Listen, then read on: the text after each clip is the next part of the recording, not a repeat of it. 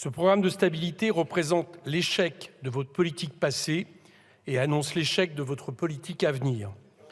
De votre politique passée, car après votre surestimation de la croissance dans la loi de finances 2024, voilà que vous proposez une trajectoire profondément revisitée, 6 mois seulement après celle de la loi de programmation. À l'époque, les oppositions vous avaient refusé leur vote pour des raisons différentes, certes, mais toutes s'accordaient sur son manque de crédibilité.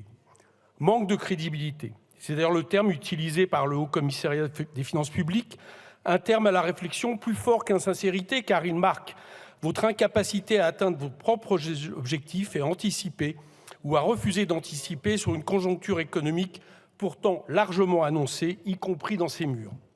Mais plus encore, c'est pour moi la logique que vous poursuivez qui a toujours moins de crédibilité. Non, il n'est pas crédible de tabler votre budget 2024 sur 1% de croissance. Aucun organisme ne voit la France à plus de 0,8. Pire, les annulations de crédits dans une période de reflux de l'activité économique auront un effet récessif sur lequel s'accorde tant le Haut Commissariat des finances publiques que l'OFCE, qui l'estime à moins 0,2 points de PIB en 2024. Notons, non, il n'est pas crédible non plus d'annoncer passer d'un très optimiste 5,1% fin 2024 à 2,9% de déficit en 2027, même pour rassurer Bruxelles après les nouvelles contraintes décidées pour forcer les pays de la zone euro à renforcer la doxa austéritaire. Mais qu'importe au fond, ce n'est pas tant ce chiffre qu'il faut scruter, mais le chemin pour y parvenir. La règle d'or, comme la dette, vous servent de prétexte pour baisser les dépenses publiques et attaquer notre système de protection sociale. Rappelons une fois encore que notre pays n'est pas au bord de la faillite, que ramené sur 8 ans, soit la durée moyenne de nos emprunts, notre dette ne représente qu'un peu plus de 13% du PIB. Notre pays a des actifs.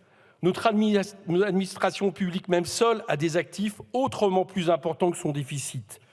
Les marchés savent donc ce placement sûr. Lors de la dernière levée de bons, il y a eu d'ailleurs 2 fois plus de demandes que d'offres, et ce, à un taux d'intérêt inférieur à l'inflation. Certes, la charge de la dette s'accroît, mais en PIB, elle passera de 1,7% seulement à 2,7% au grand maximum en 2027. Bref, il n'y a pas de péril en la demeure. S'il serait nécessaire de ne plus laisser la dette aux mains du marché, comme ce fut fait pour la dette Covid, elle est surtout un épouvantail dont vous vous servez pour justifier votre politique.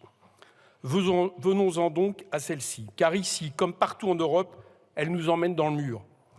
Même les plus lucides des partisans du système le disent. Écoutez Draghi, à défaut du président de la Commission des finances. Je cite « Notre organisation, notre processus de décision et nos financements sont conçus pour le monde d'hier. » Et de le décrire.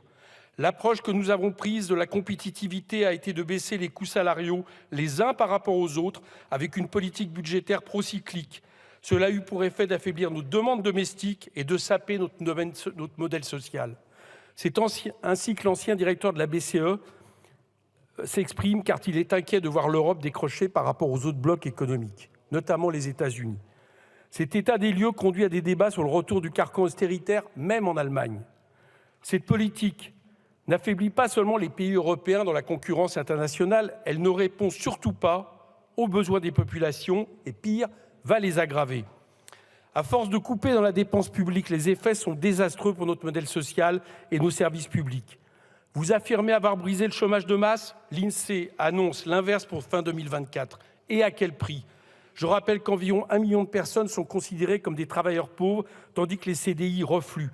Et vous prévoyez en plus de dégrader la situation de ceux qui ont le moins. Après avoir attaqué le système de retraite, c'est encore le tour de l'assurance chômage.